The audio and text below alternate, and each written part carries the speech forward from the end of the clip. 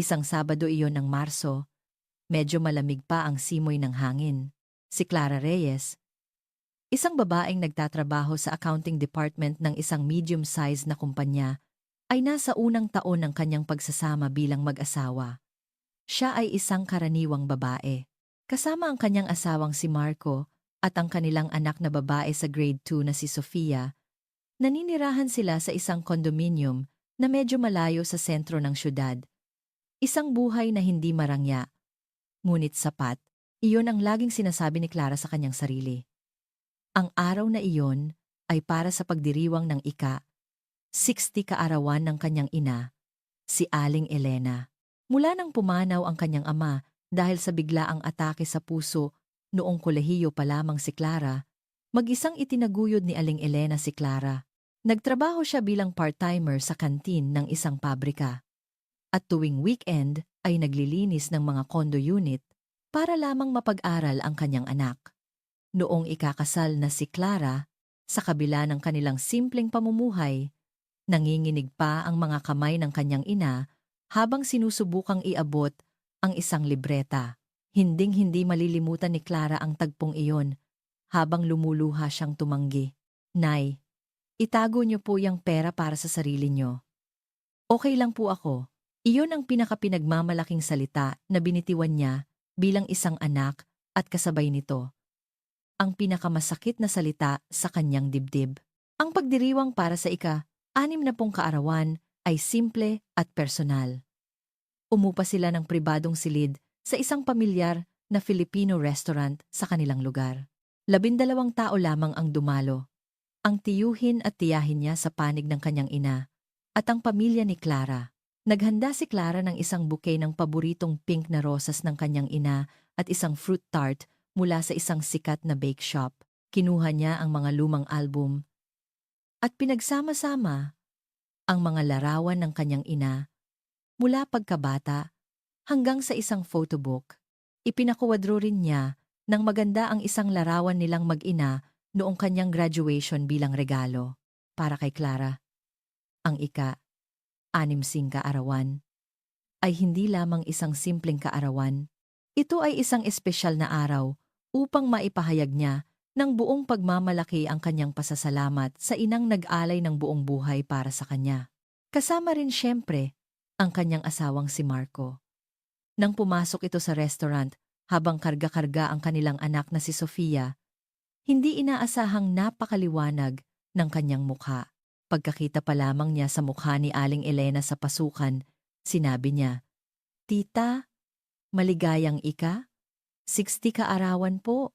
Mula po sa puso ang aming pagbati." At yumuko siya ng malalim sa nakitang iyon ni Clara. Gumaan ang kanyang pakiramdam. Magiging maganda ang araw na ito. Iyon ang kanyang naramdaman. Nagsimula na ang kainan. At habang unti-unting umiinit at sumasaya ang paligid, iniabot ni Clara ang mga inihanda niyang regalo sa kanyang ina. Habang binubuklat ni Aling Elena ang photobook, ilang beses huminto ang kanyang mga daliri. Tahimik lamang niyang tinitigan ang medyo kupas na larawan ng kanyang sarili kasama ang kanyang munting anak sa loob ng kuwadro. Di nagtagal, namula ang gilid ng kanyang mga mata at bahagyang nanginig ang kanyang mga labi. "Ikaw ang gumawa ng lahat ng ito?" tanong niya sa garalgal na boses. Nakangiting tumango si Clara, at sa sandaling iyon, biglang tumayo si Marco. Inakala ni Clara na kukunin ng kanyang asawa ang sobrang may pera. Dumukot si Marco sa panloob na bulsa ng kanyang suit, kumuha ng isang puting sobre, at magalang na iniabot ito. "Tita, simple lang po ito, pero ito po ang aming regalo." Tinanggap ito ni Aling Elena gamit ang dalawang kamay na tila nahihiya. "Naku, Marco, hindi mo na kailangang mag-abala pa ng ganito." At ngumiti siya na halatang-halatang masaya. Ang paningin ni Clara ay nakatuon sa kapal ng sobre na hawak ng kanyang ina. Manipis. Napakamanipis. Na tila ba kung pipisilin mo ng iyong mga daliri ay halos hindi mo mararamdaman na may laman ito. Nang matapos ang salusalo at habang nasa banyo ang kanyang ina, Kunwari walang malay na binuhat ni Clara ang sobre na naiwan sa mesa. Gaya ng inaasahan, magaan. Gusto niyang isipin na guni-guni niya lang iyon. Ngunit, sa sobrang gaan na naramdaman ng kanyang mga daliri, kumabog ng hindi maganda ang kanyang dibdib. Habang pauwi, sa sandaling ilalagay na sana ng kanyang ina ang sobre sa kanyang bag, sumilip mula sa bukas na sobre ang laman nito. Isang saglit lamang, ngunit nakita niya, hindi ang bagong asul na 1,000 piso, hindi rin ang kulay kape na 500 piso, lalong hindi ang lilang 100 piso. Ito ay isang pamilyar na kulay berde, 3 pirasong 20 piso? Hindi, sa isang iglap? Naintindihan ni Clara. 3 pirasong 1,000 piso. Iyon lang, sa daan pa uwi. Hindi maalis sa isip ni Clara ang masayang ngiti ni Aling Elena na walang kamalay-malay sa bigat o sa gaan ng manipis na sobrang iyon. Paglabas nila sa Filipino restaurant, walang awang humampas sa kanyang pisngi ang malamig na hangin ng gabi ng Marso. Ang mainit na kasiyahan ng pagdiriwang kanina ay biglang naglaho sa loob ng kotse na minamaneho ni Marco. Tahimik si Clara sa passenger seat. Sa likod, mahimbing na natutulog ang kanilang anak na si Sofia, pagod sa paglalaro. Ang mga ilaw ng lungsod ay dumadausdos sa windshield. Kahit panalampasan nila ang mga gusali at pumasok sa entrance ng SLEX, walang usapan sa pagitan ng mag-asawa. Ang katahimikan ay tila isang makapal na pader na salamin na naghihiwalay sa kanila. Paminsan-minsan, inaayos lang ni Marco ang volume ng radyo, ngunit hindi man lang siya tumitingin kay Clara. Ang kanyang mukha ay ibang-iba sa maamong ekspresyon na ipinakita niya kay Aling Elena kanina. Ito'y walang emosyon at malamig. Ilang beses sinubukan ni Clara na magsalita, ngunit nilulunok niya rin. Gusto niyang magtanong, pero takot siyang magtanong dahil mayroon siyang kutob kung gaano kalalim sasaktan ng sagot na magmumula sa bibig ng kanyang asawa ang kanyang puso. Ngunit, hindi niya kayang manatiling tahimik. Ang katahimikang ito ay hindi nagpapalabo sa kanyang mga tanong. Bagkus, ito ay lumalaki at bumibigat sa loob niya na parang isang maitim na bukol. Nang papalapit na sila sa mahabang tulay na tumatawid sa ilog Pasig, pilit na binuksan ni Clara ang kanyang bibig. Marco! Nanginginig ang kanyang boses, na kahit siya ay nagulat, si Marco, habang nakatingin pa rin sa daan, ay sumagot ng maikli. Yung pera na nilagay mo sa sobre para kay nanay. Walang kahit isang segundong pag-aalinlangan, sumagot si Marco nang hindi inaalis ang tingin sa daan. 3,000. 3,000? Oo. Sapat na yon. Sapat. Ang salitang iyon ay tumusok sa kanyang pandinig na parang isang matulis na karayom. Hindi natin kailangang magpanggap na mayaman para lang sa pamilya natin. 3,000 ang kaya lang natin. Kaya lang natin. Nawalan ng salita si Clara at dahan-dahan niyang inilipat ang kanyang tingin sa labas ng bintana. Ang mga sound barrier ng expressway ay walang katapusang nagpapatuloy. Ang maningning na tanawin ng gabi sa Maynila na dapat sana'y nakikita niya sa kabila nito ay hindi na niya makita ngayon. Tanging mga pader na semento ang walang katapusang nagpapatuloy. Sinabi ng kanyang asawa na iyon lang ang kanilang kaya. Hindi ba't nakita ni Marco sa tabi niya ang lahat ng paghihirap ng kanyang ina na mag-isang nagpaaral sa kanya hanggang kolehiyo para sa isang mahalagang yugto sa 60 taon ng buhay nito? Noong bagong kasal sila at kapos sa pera, nakalimutan na ba niya ang init ng mga lutong bahay na tahimik na inihahatid ni Aling Elena? Noong ipinanganak si Sofia, nabura na ba niya sa kanyang alaala ang itsura ng kanyang ina na umiiyak sa tuwa, higit kanino man?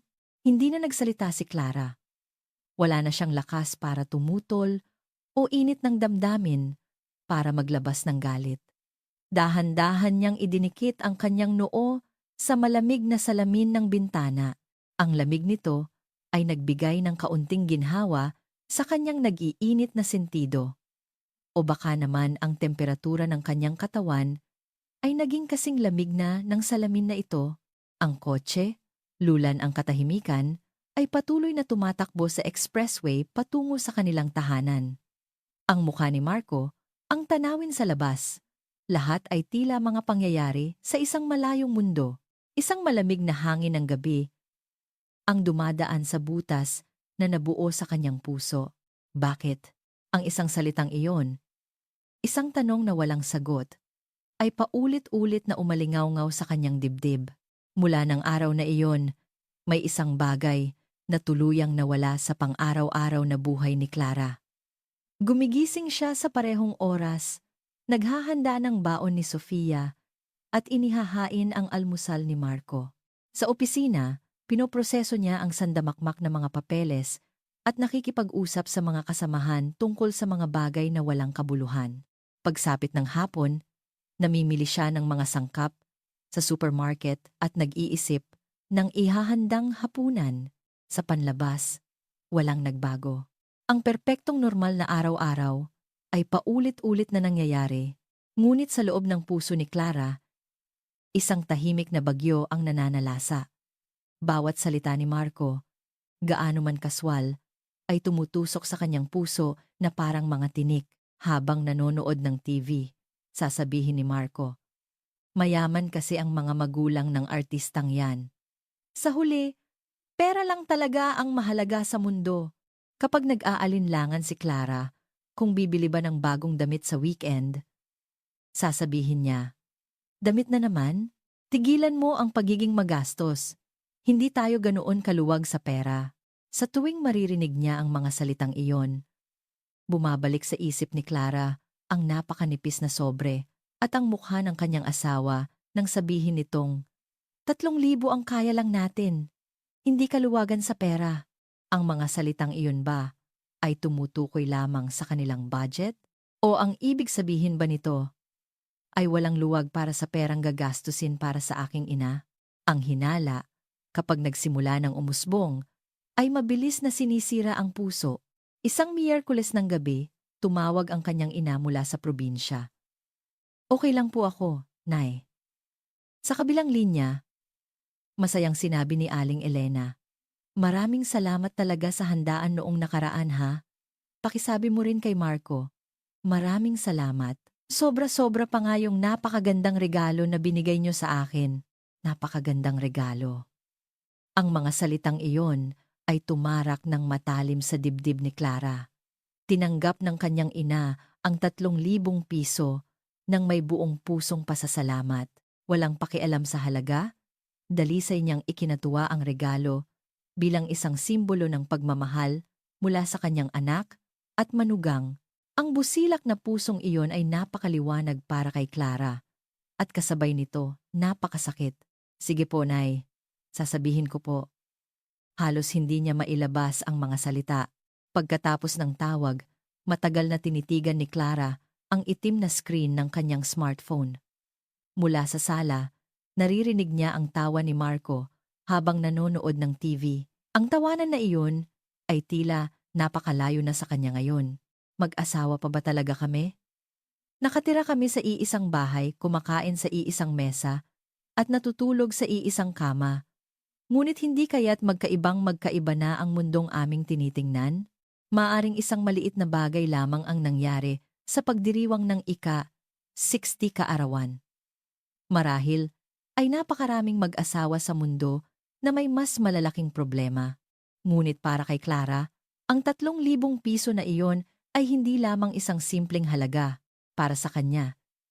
Iyon ang halagang itinakda ng kanyang asawa para sa kanyang ina at sa huli, para na rin sa kanyang sarili. Ang tinik na bumaon ng malalim sa kanyang puso, sa halip na mawala, ay lalo pang nagiging kapansin-pansin sa bawat araw na lumilipas.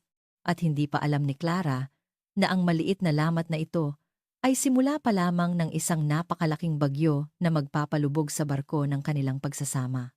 Lumipas ang tagsibol at sa pagtatapos ng Mayo, nagsimula ng humalo sa hangin ang amoy ng tag-araw. Halos 2 buwan na ang nakalipas mula sa kahiyahiyang pagdiriwang ng ika-50 kaarawan, ang tinik na nakabaon sa puso ni Clara ay hindi nawawala at patuloy na nagdudulot ng mapurol na sakit. Si Marco naman, tila walang kamalay-malay sa pagbabago ng kanyang asawa at nagpatuloy sa kanyang karaniwang buhay. Nang gabing iyon, pagkatapos ng hapunan sa sala, hawak ni Marco ang kanyang smartphone at masayang tinitingnan ang resulta ng laro ng PBA. Nang makontento na siya, bumuntong hininga siya at biglang nagsalita kay Clara. "Ah, Clara, bakit?" Sagot ni Clara nang hindi lumilingon, habang hinuhugasan ang mga plato. May kakaibang sigla sa boses ni Marco na matagal nang hindi niya naririnig. "Malapit na ang koki ni tatay, di ba? 2 buwan na lang. Kailangan na nating planuhin ng maayos." Koki. Ang 70 kaarawan ng kanyang biyenang lalaki nang marinig niya ang mga salitang iyon. Isang malamig na pakiramdam ang gumapang sa kanyang likuran. Isang masamang kutob ang umalingaw-ngaw sa kanyang isip na parang alarma. "Ako ang panganay, di ba?" Sabi ni Marco na ipinagmamalaki pa ang kanyang dibdib. Para bang iyon ang isang alas na hindi matatawaran.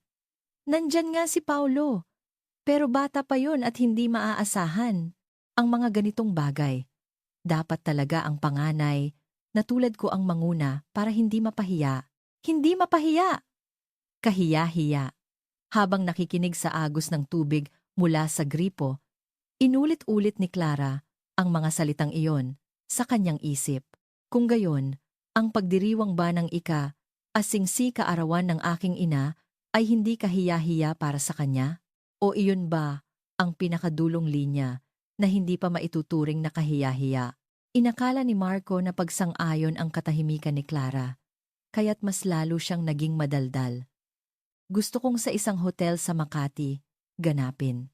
Imbitahin natin lahat ng kamag-anak, pati mga dating kasamahan ni tatay sa opisina, at gawin nating enggrande." Buong buhay niya, nagtrabaho si tatay ng mabuti para sa kumpanya. Dapat lang na sa huli, kaming mga anak niya ang magbigay sa kanya ng magandang pagtatapos. Ang kanyang tono ay parang isang CEO na naglalahad ng isang malaking proyekto. Ang kanyang mga mata ay nagniningning, puno ng sigasig na hindi mo aakalain sa karaniwang siya. Ngunit ang sigasig na iyon ay nakatuon lamang sa kanyang ama at sa kanyang reputasyon bilang panganay na anak. Pinunasan ni Clara ang kanyang basang mga kamay sa apron at dahan-dahang lumingon.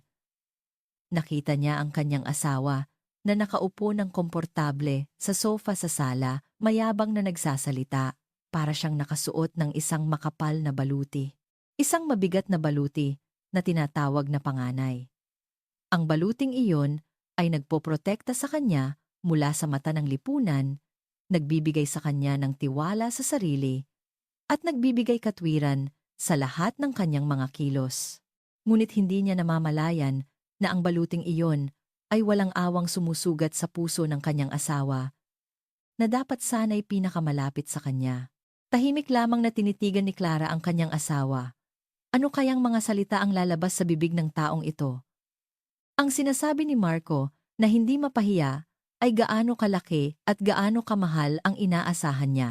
Malinaw niyang nararamdaman ang paglapit ng bagyo. Ang kulog na kanina'y nasa malayo ay papalapit na. At sa susunod na sandali, ang kidlat na iyon ay walang awang tatama sa ulo ni Clara. Walang tigil ang pagsasalita ni Marco. "Kung uupa tayo ng function hall sa hotel, malamang 1,000,000 bawat tao ang pagkain pa lang. Kung iimbitahan natin ang 50 kamag-anak at bisita, ay 100,000 na agad yon." Habang binibilang sa kanyang mga daliri, masaya siyang nagkakalkula. Si Clara, habang nararamdaman ang pagkaubos ng dugo sa kanyang katawan, ay tahimik lamang na nakikinig sa kanyang mga sinasabi. Pati ang mga souvenir, hindi pwedeng mumurahin lang. Nakakahiya. At kailangan nating maghanda ng isang espesyal na regalo para kay tatay at nanay. Tapos, yung mga kamag-anak na manggagaling pa sa malayo, dapat sagot natin ang pamasahe at tuluyan nila. Yun ang tama, di ba?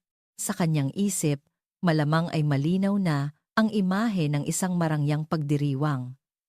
Isang mundong napakalayo sa simple at mainit na 60 kaarawan ng ina ni Clara.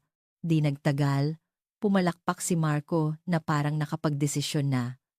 Sa kabuuan, kailangan natin ng hindi bababa sa alang 300,000, 300,000?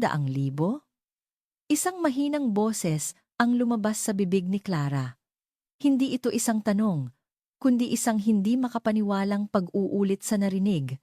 Si Marco, na walang pakialam sa reaksyon ng kanyang asawa, ay walang alinlangang nagsabi, "Oo, alam 200,000. Siyempre, ako ang panganay. Kaya natural lang yan. Natural lang." Ang mga salitang iyon ay dumurog sa puso ni Clara. Ang 3,000 para sa ika-6 na kaarawan ng kanyang ina ay ang kaya lang natin, at ang 300,000 para sa ika-6 na kaarawan ng kanyang biyenan ay natural lang? Ano ang ibig sabihin ng 100 beses na pagkakaibang ito? Nanginginig ang boses na nagtanong si Clara. Si Clara ang namamahala sa budget ng kanilang pamilya. Hindi sila maluho, ngunit hindi rin ganoon kalaki ang kanilang ipon. Ang sweldo ni Marco at ang kinikita ni Clara sa part-time, pagkatapos bayaran ang housing loan, mag-ipon para sa pag-aaral ng anak, at gastusin sa araw-araw, ay sapat lang. Dapat, alam din ni Marco kung gaano kaimposible ang halagang 300,000. Ngunit si Marco, na tila naghihintay lang ng pagkakataon, ay nagsabi, "Huwag kang mag-alala. Mayroon akong naisip." At mula sa sofa, iniharap niya ang kanyang katawan, tinitigan ng diretso ang mga mata ni Clara, at binitiwan ang mga hindi kapani-paniwalang salita. "Yung time deposit mo, magmamature na yun sa susunod na buwan, di ba? Yung inipon mo mula pa noong dalaga ka. Tanda ko, nasa 300,000 din yon. Kung iwi-withdraw mo yon." Sakto, di ba? Sa isang iglap, nagputi ang isip ni Clara. Umugong ang kanyang mga tainga. Anong sinabi ni Marco? Ang time deposit ko, iyon ang perang pinaghirapan niyang ipunin mula sa kakarampot na sahod niya bilang isang dalaga. Iyon ang kanyang sariling kastilyo. Nang tanggihan niya ang perang inaalok ng kanyang ina noong ikakasal siya, ipinangako niya sa sarili na ito ang huli niyang santuwaryo na poprotektahan niya sa sarili niyang lakas. Para sa oras ng tunay na pangangailangan, para sa pag-aaral ni Sofia, at para sa pag-aalaga sa kanyang tumatandang ina. Hindi lamang iyon pera. Iyon ang kanyang buhay at ang kanyang munting sinag ng pag-asa para sa hinaharap. At ngayon, sinasabi ng lalaking ito na i-withdraw niya iyon para sa kapakanan at reputasyon ng kanyang ama. Tinitigan ni Clara nang mabuti ang mukha ng kanyang asawa.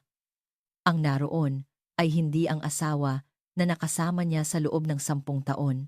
Isang estrangherong nakaupo roon na hindi mag-aatubiling tapakan ang kaluluwa ng kanyang asawa para sa sarili niyang layunin. Bakit? Halos hindi niya mailabas ang kanyang boses. "Bakit pera ko?" Si Marco, na may mukhang tila nagtataka, ay nagkibit balikat. "Anong sinasabi mo? Mag-asawa tayo, di ba? Pera mo. Pera ko rin. Para sa mga importanteng okasyong tulad nito ang ipon, di ba?" Nawalan siya ng salita. Higit pa sa galit, higit pa sa kalungkutan, isang walang katapusang kawalan ng pag-asa ang bumalot sa buong katawan ni Clara. Hindi lamang ito issue ng pera, ang aking buhay, ang aking pamilya, ang aking ina, lahat ng iyon ay binaliwala at itinapon ng lalaking ito. Ang 3,000 para sa ika-60 kaarawan ng kanyang ina at ang 300 para sa kanyang biyenan. Ang malupit na pagkakaibang iyon ay naglantad sa harap ni Clara ng isang malalim na bangin sa pagitan nilang mag-asawa na hinding-hindi na mapupunan. 2 araw pagkatapos ng mapanlinlang na hiling ni Marco, Sabado ng hapon, nakalubog si Clara sa sofa habang tinatamaan ng matamlay na sikat ng araw mula sa bintana ng sala. Wala siyang ganang gumawa ng kahit ano. Si Marco ay nasa driving range. At ang kanyang anak na si Sofia ay nanonood ng cartoons sa kwarto ng mga bata. Tahimik ang bahay, ngunit sa isip ni Clara, ang mga salita ni Marco ay parang isang bagyong nananalasa. Pera mo, pera ko rin. Sa tuwing naaalala niya ang mga salitang iyon, nanlalamig na parang yelo ang kanyang buong katawan. Sa sandaling iyon, dahan-dahang nag-vibrate ang smartphone na nakapatong sa mesa. Sa screen, lumitaw ang pangalang Tita Lourdes, ang kanyang biyenang babae. Isang masamang kutob ang dumaan sa kanyang dibdib, ngunit hindi niya maaaring balewalain ito, kaya't gamit ang mabibigat na daliri, sinagot ni Clara ang tawag. Hello po? Hello, Clara? Okay ka lang ba ngayon? Ang boses ni Lourdes, mula sa kabilang linya, ay kasing sigla at saya tulad ng dati. Ang kawalan ng anumang bahid ng mali siya sa boses na iyon ay mas lalong nakakatakot para kay Clara sa kanyang kalagayan. Opo, okay lang po ako tita, mabuti naman. Alam mo, may gusto lang sana akong sabihin tungkol sa tatay mo. Gaya ng inaasahan, tungkol doon ang usapan. Kinagat ni Clara ang kanyang labi. Opo, nabanggit na po sa akin ni Marco. Ah, ganun ba? Mas madali pala.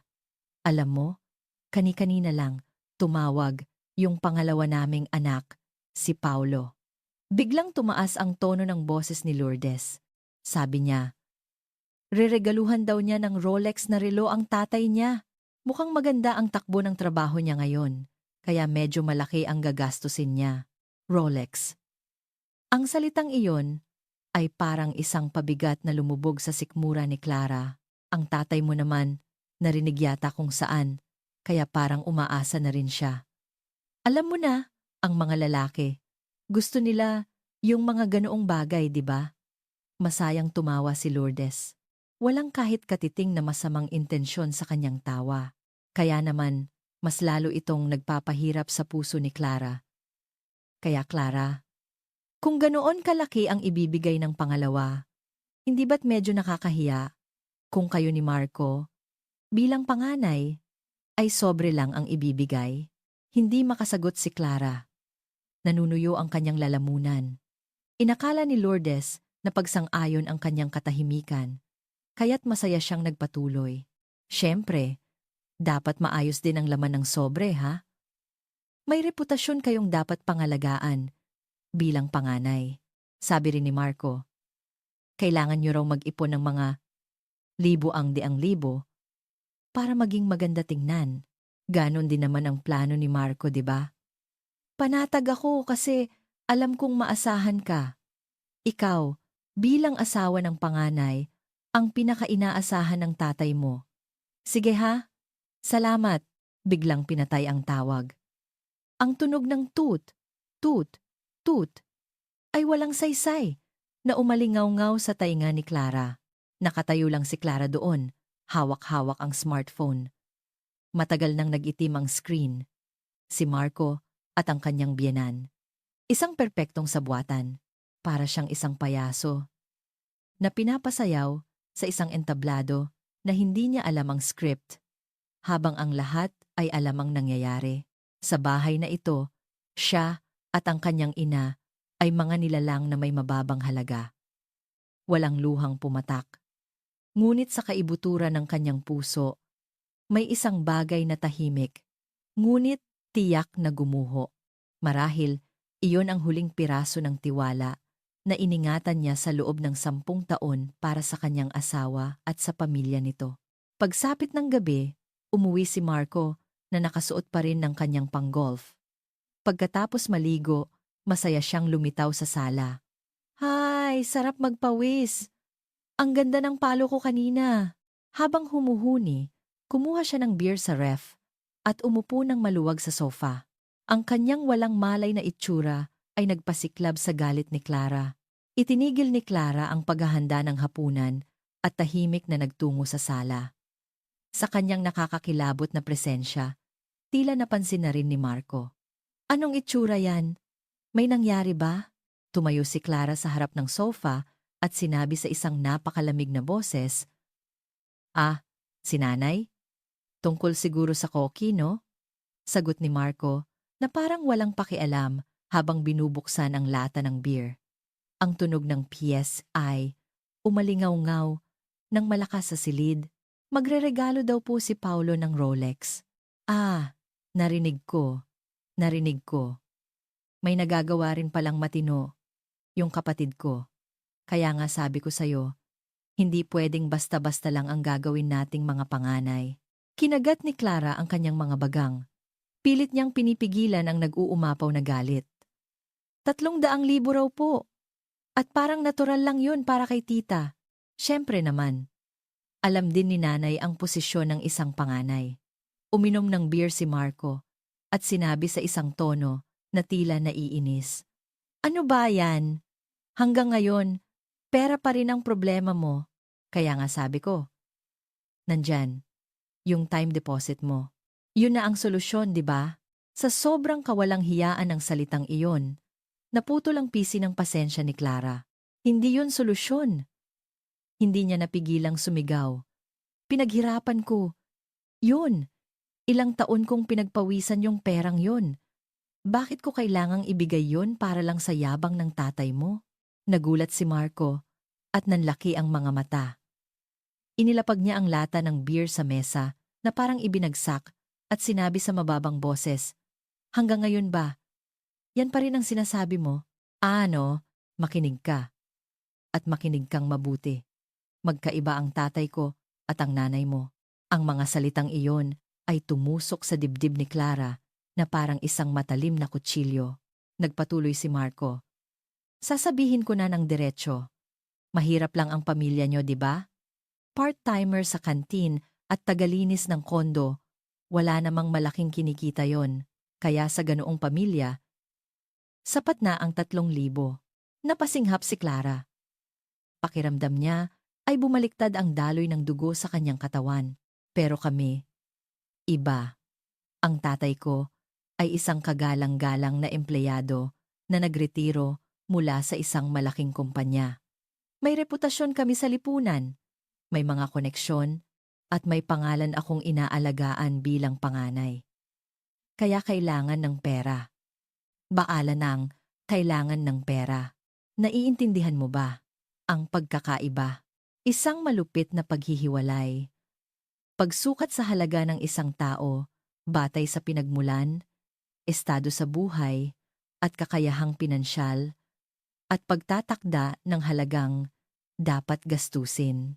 At sinasabi iyon ni Marco na parang isang natural na karapatan nang walang anumang pagsisisi kung gaano kasipag nagtrabaho ang ina ni Clara, kung gaano kadangal ang kanyang pamumuhay, lahat ng iyon ay walang halaga para sa kanya. Mahirap, kaya sapat na ang 3,000. Ang mga salitang iyon ay paulit-ulit na umalingaw-ngaw sa isip ni Clara. Sa loob ng 10 taon ng kanilang pagsasama, ang alinlangan na palagi niyang nararamdaman sa kaibuturan ng kanyang puso ay naging malinaw na ngayon. Ang lalaking ito ay matagal nang minamaliit siya at ang kanyang pamilya. Walang pagmamahal, walang respeto. Kahit isang katiting ay wala. Tinitigan ni Clara ng diretso ang mukha ng kanyang asawa. Lampas na siya sa galit at kalungkutan. Ang naroon na lamang ay isang malamig at walang katapusang pagkamuhi. Hindi na niya kayang makisalo sa iisang hangin sa lalaking ito. May isang bagay sa loob ni Clara na tuluyang natapos. Ang pag-ibig ay naging pagkamuhi. Malinaw niyang naramdaman ang sandaling iyon at sa guho ng kanyang puso. Naramdaman niya ang isang tahimik, ngunit hindi mapapawing apoy ng paghihiganti na dahan-dahang nag-aalab. Ang masasamang salita ni Marco ay kumalat sa hangin ng sala na parang lason. Tila nasiyahan na siya matapos sabihin ang lahat ng gusto niyang sabihin, uminom siya ng beer at kinuha ang remote ng TV. Para bang walang nangyaring usapan. Tinalikuran ni Clara ang kanyang asawa at walang imik na nagtungo sa kanilang silid-tulugan.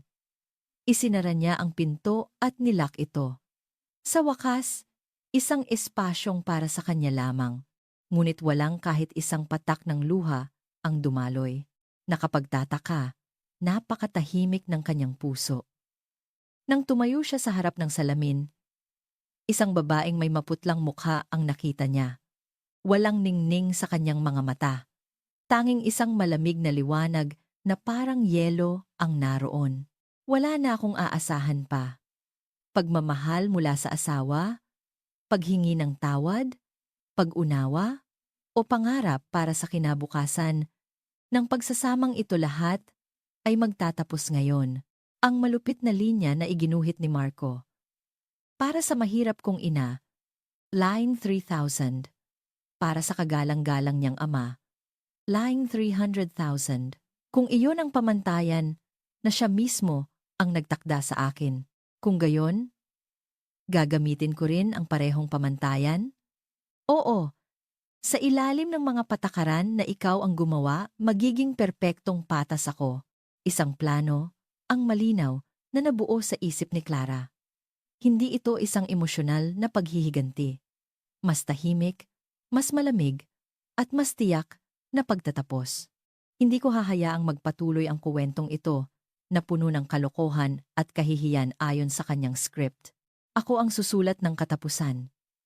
Ako ang magiging huling manunulat ng kuwentong ito. Kinuha ni Clara mula sa likod ng aparador ang isang maliit na maleta na bihirang gamitin at walang emosyong tiniklop at inilagay ang kanyang mga damit. Walang pag-aalinlangan sa kanyang mga kilos. Para siyang sumusunod sa isang proseso na matagal nang napagpasyahan.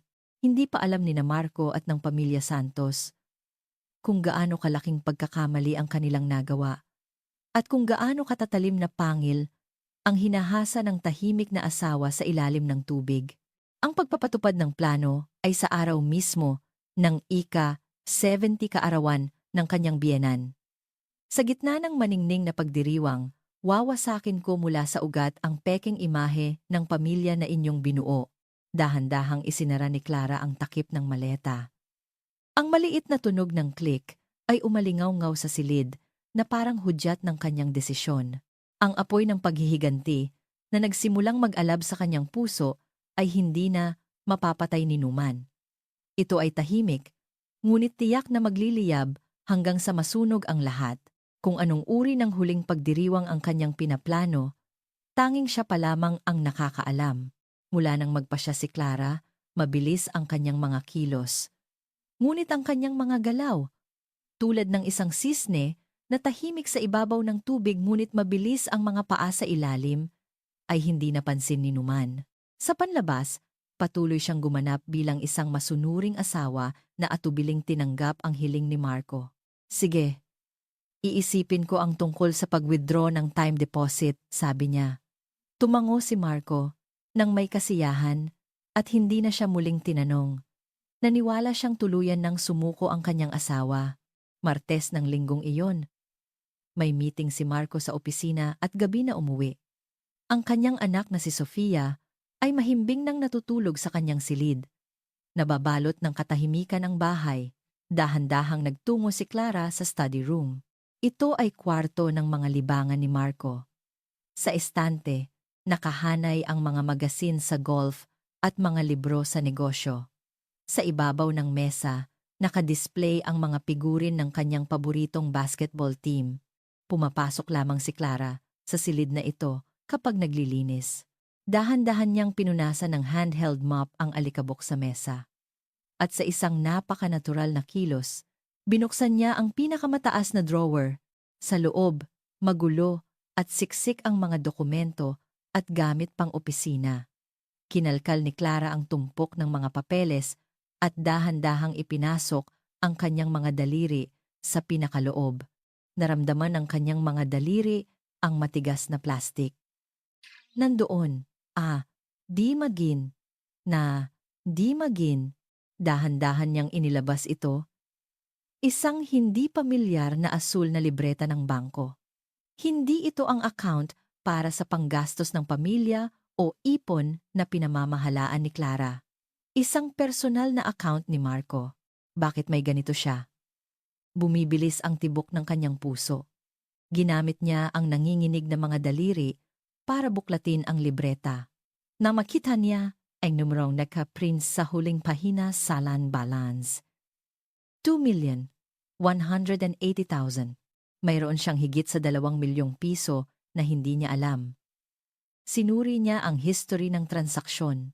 Ilang araw pagkatapos ng sahod bawat buwan, may mga deposito na na 30,000 hanggang if 50,000. Sa mga buwan ng bonus, may malalaking halaga tulad ng EA 200,000 at EA 200,000 na idineposito. Hindi tayo kaluwagan sa pera. Ang kinikita mo sa part-time, kulang pa. Iyon ang laging sinasabi ng asawa na palihim na nag-iipon ng ganito kalaking pera para sa sarili. Umakyat ang dugo sa ulo ni Clara. Nanginginig ang buong katawan niya sa galit. Kung may pera siyang ganito, gaano karaming bagay ang nagawa sana niya para sa ika-60 kaarawan ng kanyang ina. Baka naisama niya pa ito sa isang trip sa probinsya. Baka nabili niya ang bagong massage chair na matagal na nitong gusto. Ngunit itinago ng lalaking ito ang pera at sinabing, 3,000 ang kaya lang natin para sa ina ng kanyang asawa. At ngayon, para sa ika-70 kaarawan ng kanyang sariling ama, pinipilit niyang i-withdraw ang perang pinaghirapan ipunin ng kanyang asawa. Hindi mapapatawad. Hinding-hindi niya mapapatawad. Binuksan ni Clara ang kamera ng kanyang smartphone. Inalis ang tunog at maingat na kinunan ng litrato ang bawat pahina ng libreta mula sa pabalat hanggang sa huling pahina. Tiniyak niyang malinaw ang petsa at halaga. Ang pinakamalakas na sandata upang ilantad ang panlilinlang at pagiging makasarili ni Marco. Ibinalik ni Clara ang libreta sa dati nitong lugar at dahan-dahang isinara ang drawer. Para siyang nagbukas ng kahon ni Pandora. Bumigat ang hangin sa silid.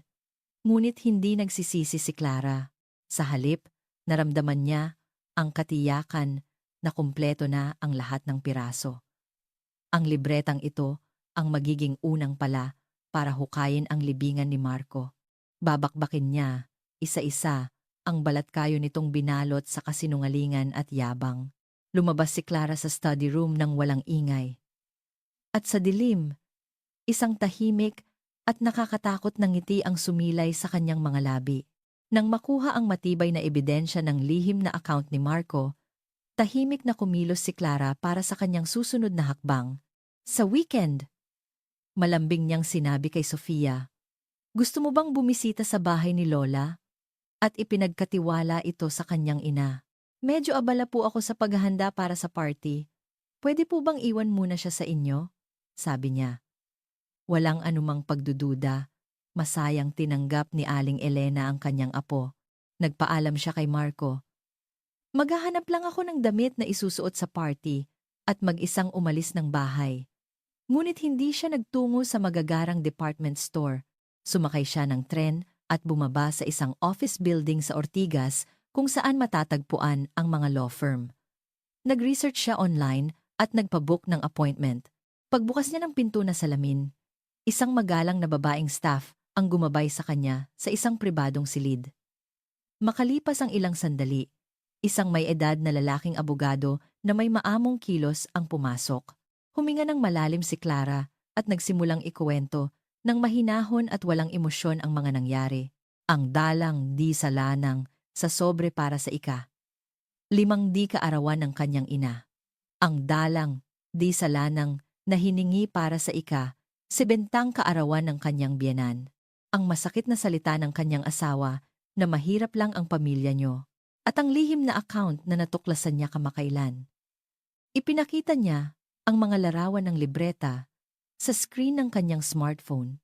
Ang abogado ay tahimik na nakinig nang hindi pinuputol ang kanyang salaysay, paminsan-minsan ay nagsusulat ng mga tala. Nang matapos siyang magsalita, sinabi ng abogado sa isang malumanay na tono, "Napakabigat po ng pinagdaanan niyo.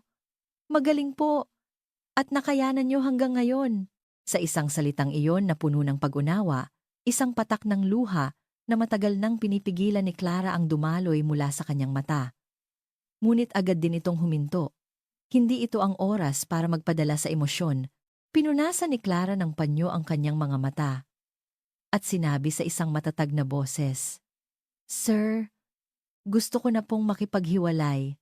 Tahimik na tumango ang abogado. "Naiintindihan ko. Ang mga sinabi at ginawa po ng asawa ninyo ay sapat na basehan para sa legal separation, lalo na ang mga mapanirang salita, batay sa pagkakaiba ng estado sa buhay. Ito ay maaaring ituring na moral harassment. At habang tinitingnan ang mga larawan ng lihim na account, nagpatuloy siya, ang libretang ito ay napakahalagang ebidensya sa paghahati ng ari-arian.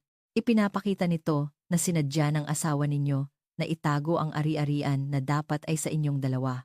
Isa-isang tinanong ni Clara ang mga detalye tungkol sa paghahati ng ari-arian, custody sa anak, at danyos. Nakapagtataka, napakalinaw ng kanyang pag-iisip. Hindi siya nagpadala sa emosyon at mahinahong pinag-isipan kung ano ang dapat gawin para protektahan ang kanyang mga karapatan at ang kinabukasan ng kanyang anak. Matapos ang halos 1.5 oras na konsultasyon, paglabas niya sa law office, isang napakaliwanag na asul na langit ang sumalubong sa kanya. Pakiramdam niya ay unti-unting nawawala ang makapal na ulap na bumabalot sa kanyang puso. Habang umaarte bilang isang masunuring asawa kay Marco, palihim siyang naghahanda. Nagdulot ito kay Clara ng isang kakaibang kasiyahan na para siyang bida sa isang spy movie. Hindi na ako isang biktima lamang. Ako ang manunulat na magbabago sa katapusan ng kuwentong ito. Sina Marco at ang buong pamilya Santos ay wala pang kamalay-malay. Hindi nila alam na ang asawang akala nila'y masunurin at tahimik ay palihim na naghahasa ng matatalim na pangil. Huminga ng malalim si Clara at naglakad patungo sa istasyon nang may tiyak na mga hakbang ang kanyang likod, na hindi mo aakalain sa kanya nitong mga nakaraang buwan ay puno ng lakas at dignidad.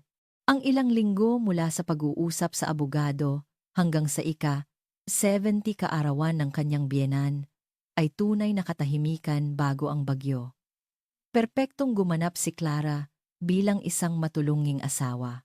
Kapag ipinakita ni Marco ang website ng isang mamahaling hotel sa Maynila na nakita niya online, at mayabang na sinabing, "Ano sa tingin mo ang function hall dito? Ang ganda ng view." Mahinahon siyang ngumingiti at sumasagot, "Ang ganda nga." Kapag nagpadala ang kanyang biyenang si Lourdes ng mga katalogo para sa mga souvenir, tinatawagan niya ito at sinasabing, "Ang gaganda po ng mga pagpipilian niyo, tita. Kapag kayo po ang pumili, siguradong hindi magkakamali." Dahil naniwala si Marco na wala nang pagtutol si Clara sa pag-withdraw ng kanyang time deposit, naging lubos ang kanyang kumpiyansa. Gabi-gabi, tumatawag siya sa mga kamag-anak at dating kaibigan ng kanyang ama. At nagyayabang, "Sa araw na iyon, ako ang magbibigay ng pinakamagandang selebrasyon para kay tatay, kaya sana makapunta kayo." Sa mata ni Clara, ang kanyang itsura ay isang katawa-tawang payaso. Sumasayaw siya nang may pagmamalaki sa entabladong siya mismo ang gumawa, ngunit hindi niya namamalayan na ang kanyang kinatatayuan ay malapit ng gumuho. Tinitingnan ni Clara ang kanyang asawa na may walang emosyong mukha, na parang isang maskara. Ang liwanag sa kanyang mga mata ay tuluyan nang nawala. Hindi ito nawala." Itinatago lamang niya ang ningning na iyon sa kaibuturan ng kanyang puso bilang paghahanda sa araw na darating. Isang gabi, pagkatapos ng hapunan, hawak ang isang baso ng alak. Masayang sinabi ni Marco. Sumagot si Clara habang nakatalikod at naghuhugas ng pinggan. "Ganoon ba?" "Oo. Noong una, nagrereklamo ka tungkol sa pera. Kaya akala ko magkakaproblema pa tayo. Pero sa huli, naintindihan mo rin pala ang responsibilidad mo bilang asawa ng panganay." Nakahinga ako ng maluwag. Responsibilidad. Sa isip ni Clara, isang malamig na tawa ang kumawala. Oo, mayroon akong responsibilidad. Isang malinaw na pag-unawa kung gaano ka kamakasarili, kawalang puso at kahangal. Nagpatuloy si Marco sa kanyang kasayahan. "Sa araw ng party, mag-ayos ka ng mabuti ha. Huwag kang magsusuot ng kahiya-hiya sa harap ng mga kamag-anak. Alam ko." "Maghahanda ako ng maayos na damit." Tumango si Marco nang may kasiyahan sa sagot ni Clara. Hindi niya alam kung anong kahulugan ang dadalhin ng maayos na damit napipiliin ng kanyang asawa sa pagdiriwang. Ang countdown patungo sa pagkawasak ay tiyak na nagpapatuloy. Ang tunog ng orasan ay malinaw na naririnig lamang ni Clara. Tik, tak, tik, tak. Malapit na ang bagyo, at sa sentro ng bagyo ay walang iba kundi ako. Binuksan ni Clara ang gripo sa lababo, at ang ingay ng tubig ang nagtago sa malamig na ngiti na sumilay sa kanyang mga labi. Biyernes ng gabi, bisperas ng koki. Paulit-ulit na binasa ni Marco ang kanyang talumpati para bukas, at tila nasiyahan na. Maaga siyang nagtungo sa silid tulugan. Di nagtagal, maririnig na ang mahinang paghilik mula sa tabi niya. Nang makumpirma ni Clara na mahimbing na ang tulog nito, dahan-dahan siyang bumangon sa kama. Nagtungo siya sa isang maliit na sulatan sa sala. Mula sa drawer, kinuha niya ang isang piraso lamang ng sulatan. At maingat, bawat letra, buong puso niyang isinulat, hindi ito isang liham para kaninuman. Ito ay isang deklarasyon na babasahin mismo ni Clara sa gitna ng pagdiriwang. Isang liham na naglalahad lamang ng mga katotohanan, ngunit tatagos sa puso ng sinuman. Inilagay niya ang natapos na liham sa isang puting sobre. Sa isa pang sobre, inilagay niya ang petisyon para sa legal separation na inihanda ng abogado, ang kopya ng lihim na libreta ni Marco, at ang mga dokumentong nagbubuod sa mga nangyari. Sa huli, naghanda siya ng 3 bagong-bagong 1,000 piso na kinuha niya mula sa ATM. At dahan-dahan itong inilagay sa isang simpleng puting sobre na halos kamukha ng ginamit sa ika-60 kaarawan ng kanyang ina. 3,000. Ang halagang itinakda ni Marco para sa 60 taon ng buhay ng aking ina. Ibabalik ko ito ng buo. Lahat ng paghahanda ay tapos na. Ang 3 sobre na nakahanay sa mesa. Ang isa ay ang mitsa na gagawing impyerno ang pagdiriwang. Ang isa ay ang bomba na maglalantad sa katotohanan. At ang isa pa ay ang huling abiso na magwawakas sa kanilang pagsasama. Maingat niyang inilagay ang mga ito sa pinakaloob ng kanyang handbag. Nakapagtataka, kalmado ang kanyang puso. Ang galit at kalungkutan na dating dumudurog sa kanyang dibdib ay tila nasa malayo na ngayon. Nakatuon lamang siya sa kung ano ang kailangan niyang gawin. Dahan-dahang binuksan ni Clara ang pinto ng study room. At tulad ng dati, kinuha niya mula sa likod ng drawer ang asul na libreta. Ang balanse ay ayaw 1,080,000 pa rin. Hindi nagbabago. Hanggang sa huling sandali, naniniwala ang lalaking ito na maitatago niya ang pagkakaroon ng perang ito sa kanyang asawa. Ang kanyang kahangalan ay nakakaawa. Ibinalik niya ang libreta sa dati nitong lugar at bumalik sa silid tulugan. Humiga siya sa kama at ipinikit ang mga mata. Bukas, lahat ay magtatapos. At lahat ay magsisimula. Ang 10 taon na mahaba ngunit maikling pagsasama sa huling gabi nito. Nakatulog si Clara ng napakahimbing at napakatahimik na para bang isang mandirigma na nakakuha ng panandaliang pahinga matapos ang isang mahabang laban. Ang araw ng kapalaran ay malapit nang dumating. Linggo ng dapit hapon. Ang function hall na tinatawag na Phoenix Hall sa ika-23 palapag ng isang mamahaling hotel sa Bonifacio Global City ay puno ng masayang sigla. Sa labas ng bintana, ang tanawin ng gabi sa Maynila ay kumikinang na parang isang kahon ng alahas. Ang mga bilog na mesa ay natatakpan ng puting mantel, at sa gitna ay may marangyang ayos ng malalaking rosas at orchids. Ang bida, ang biyenan ni Clara na si Arturo, ay nakasuot ng isang dekalidad na suit na halatang bago pa lamang at nakangiti ng malapad sa gitnang upuan. Sa tabi niya, ang kanyang asawang si Lourdes na nakasuot ng gown ay magalang na yumuyuko sa bawat bisitang dumarating. Si Marco, na parang siya ang bida, ay nakatayo ng may pagmamalaki sa pasukan ng hall at sumasalubong sa mga bisita. Ang kanyang mukha ay puno ng kasiyahan sa sarili Dahil sa pagtupad sa kanyang responsibilidad bilang panganay, si Clara ay nakatayo sa likuran niya. Mayroong isang pilit na ngiti at tahimik na yumuyuko. Ang suot niya ngayon ay isang simpleng dark blue na damit na hindi makintab. Hindi ito simple, ngunit hindi rin magarbo. Para itong kasuotan ng isang pari. Nang sumapit na sa kasukdulan ang kasiyahan at halos tapos na ang kainan, kinuha ng MC, ang nakababatang kapatid na si Paulo, ang mikropono. Mga ginigiliw na bisita, maraming salamat po sa inyong pagdalo sa napakagandang pagtitipon na ito para sa aming ama.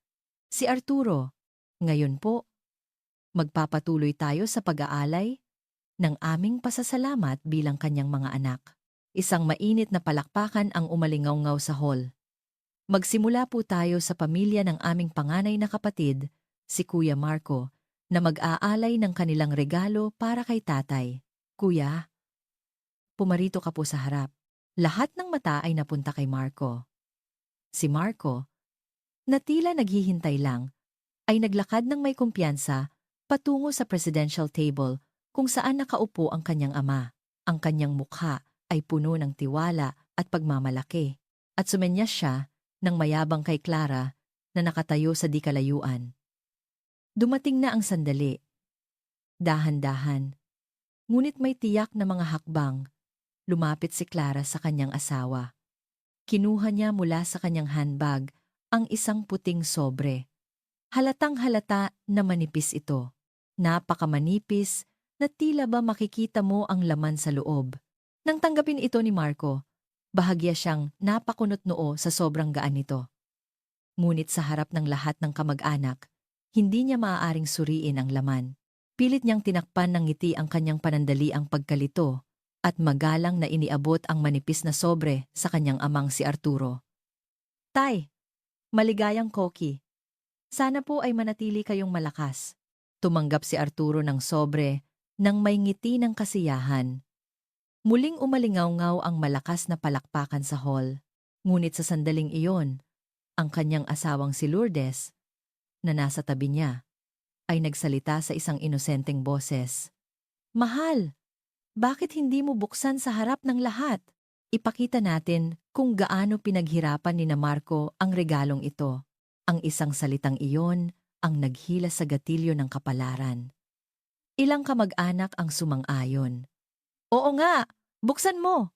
Si Arturo, na tila natuwa, ay tumango at dahan-dahang binuksan ang sobre. Natahimik ang buong hall, isang katahimikang may kasamang tensyon, iba sa mainit na katahimikan kanina. Huminto ang mga kamay ni Arturo. Mula sa sobre, lumabas ang 3 pirasong 1,000 piso lamang at isang maliit na nakatuping papel. Naguguluhang binuklat ni Arturo ang papel at sinimulang basahin. Sa susunod na sandali, biglang nawala ang dugo sa kanyang mukha. Hinablot ni Lourdes ang papel mula sa kamay ng kanyang asawa at binasa ito. Nanlaki ang kanyang mga mata na parang hindi makapaniwala sa nakikita. Sa papel. Iginagalang naming Ginoong Arturo, maligayang ika, 70 kaarawan, isang munting alaala mula sa aming pamilya. Nais po naming ipaalam na ang halagang ito, kasama ang porma ng regalo, ay tapat na sumusunod sa pamantayang itinakda at ipinatupad ng inyong panganay na anak na si Marco noong 60 kaarawan ng aking ina. Tuluyang nagyelo ang hall. Si Marco, na may mukhang galit na galit, ay inagaw ang sobre at ang sulat mula sa kamay ng kanyang ama. Tiningnan niya ang laman at binasa ang sulat. Clara! Hayop ka! Anong ibig sabihin nito? Isang mababa, ngunit nanginginig sa galit na boses ang umalingaw-ngaw sa tahimik na function hall. Tumayo si Clara sa harap ng kanyang asawa, tiningnan ang lahat ng bisita at sinabi sa isang matatag, ngunit kasing lamig ng yelo na boses, anong ibig sabihin? Sinunod ko lang ng patas ang pamantayang, ikaw mismo ang nagtakda, at nagpatuloy siya. Para sa 60 kaarawan ng aking ina, 6 na 3,000. Para sa 60 kaarawan ng iyong ama, 3,000 din. May problema ba doon?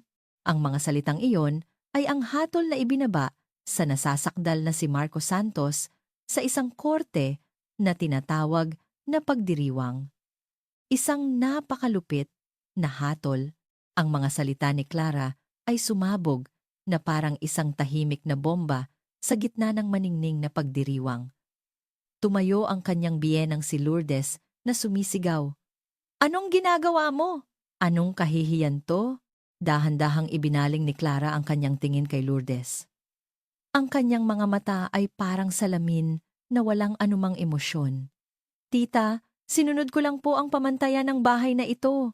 Kung mayroon mang kahiya-hiya, hindi po ba't iyon ay ang kaisipan ng inyong anak na nagsabing, mahirap lang ang pamilya ng asawa ko. Kaya 12,000 lang ang ibinigay at para sa yabang ng sarili niyang magulang, ay handang gamitin pati ang ipon ng kanyang asawa. Mula sa iba't ibang sulok ng hall, nagsimula ang mga bulungan at pagtataka. Ang kapatid ni Marco na si Paulo ay nahihiyang yumuko habang ang mga kamag-anak na galing sa malayo ay naguguluhang nagtinginan. Si Marco, na namumula sa galit, ay sinubukang hawakan ang braso ni Clara. Tama na yan! Sa labas tayo mag-usap! Mabilis at mariing iwinaksi ni Clara ang kanyang kamay. Hindi! Dito natin pag-uusapan lahat, sa harap nilang lahat, at mula sa kanyang handbag, kinuha niya ang isa pang sobre at inilapag ito sa presidential table na parang ibinagsak. Ano yan? Nanginginig na tanong ni Marco. Sinabi ni Clara, na parang naghahatol, ang petisyon para sa legal separation. At sa loob niyan, kasama ang ebidensya ng alam bilyon, 1,000,000, alam bilyon-milyon nibon na lihim mong inipon habang itinatago sa akin. Lihim na account. Sa salitang iyon, namutla ang mukha ng kanyang mga biyenan. Si Marco, na parang tinamaan ng kidlat, ay natigilan. Binitiwan ni Clara ang huling suntok sa kanyang nagyayelong asawa at pamilya nito. Gaya ng sabi mo, magastos pala ang pagiging mapagmahal na anak. Kaya mula ngayon, gamitin niyo ang sarili niyong pera at mag-self-service kayo sa pagpapakita ng pagmamahal sa inyong mga magulang. At tinalikuran niya sila patungo sa silid kung saan naghihintay ang kanyang anak na si Sofia. Hakbang-hakbang, walang pag-aalinlangan, siyang naglakad patungo sa labasan ng hall. Walang sino man ang nakapagsalita habang papalayo ang kanyang maliit na figura. Bago buksan ang pinto at lumabas ng hall, lumingon si Clara at sinabi ng tahimik ngunit malinaw. Iyon ang kanyang paalam sa 10 taon ng pagsasama. Nang sumara ang pinto, ang naiwan lamang ay ang marangyang pagkain, magagarang dekorasyon, at isang katahimikang parang impyerno. Paglabas niya sa labi ng hotel at pagdama sa malamig na hangin ng gabi, napagtanto ni Clara na matagal na pala siyang hindi humihinga. Huminga siya ng malaki at malalim. Bahagyang sumakit ang kanyang dibdib, ngunit hindi ito sakit ng pagsisisi. Ito ay sakit ng kalayaan na nararamdaman kapag sa wakas ay nabuksan mo sa sarili mong mga kamay ang isang pintong matagal nang nakasara. Kinuha niya ang kanyang smartphone at tinawagan ang kanyang ina. Pagkatapos ng ilang ring, narinig niya ang nag-aalalang boses ng kanyang ina. Clara, tapos na ba? Isang maliit na tawa ang kumawala sa bibig ni Clara nang hindi niya namamalayan. Opo, Nay, tapos na. At nagpatuloy siya. Nay, makikipaghiwalay na po ako. Isang mahabang katahimikan ang sumunod sa kabilang linya. Nang sa wakas ay may narinig siya, hindi ito panenermon o pagkagulat. Isang simpleng salita lamang. Mabuti naman. Magaling ang ginawa mo, anak. Nang marinig niya ang mga salitang iyon, ang mga luha na matagal nang pinipigilan ni Clara ay bumuhos na parang agos ng ilog. Ang asawang nawalan ng lahat at ang asawang nabawi ang lahat, ang kanilang mga buhay. Sa sandaling iyon ay tuluyang nagkapalit. Lumipas ang ilang buwan. Ang usapan sa legal separation ay naging mabilis. dahil sa tulong ng abogado. Noong una, mariing tumatanggi si Marco, ngunit nang ipakita ni Clara ang matibay na ebidensya ng lihim na account at ang testimonya ng mga kamag-anak sa mga nangyari sa party, biglang nagbago ang ihip ng hangin.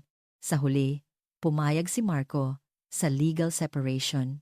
Ang custody kay Sofia ay napunta kay Clara, syempre. Ang alang 2,880,000 na itinago ni Marco ay ibinayad kay Clara bilang bahagi ng danyos at ang kanyang time deposit na iningatan niya mula pagkabata ay nanatili sa kanya ng buo. Ang bagong buhay ay hindi madali. Ngunit nakapagtataka, napakagaan ng pakiramdam ni Clara. Higit sa lahat, ang paglaya mula sa nakakasakal na bahay na iyon ang nagbigay sa kanya ng bagong lakas. Si Aling Elena ay tahimik, ngunit matatag na sumuporta sa kanyang anak at apo. Tuwing weekend, nagluluto siya ng maraming ulam at inihahatid sa kanila o inaalagaan si Sofia para bigyan si Clara ng oras para sa sarili. Ang kanyang hindi binibigkas, ngunit malalim na pagmamahal ang pinakamahalaga sa lahat. At sa pagsisimula ng Nobyembre, dinala ni Clara ang kanyang inang si Aling Elena sa Maynila. Sa harap nila, isang malaki at puting barko ang maringal na nakadaong na may asul na langit sa likuran. Isang luxury cruise ship. Tara na po. Nay, sabi ni Clara. Si Aling Elena, na parang nananaginip pa, ay dahan-dahang tumango. Sigurado ka ba rito, anak? Sobrang luho naman ito. Opo, Nay. Ito yung matagal ko nang gustong gawin para sa inyo.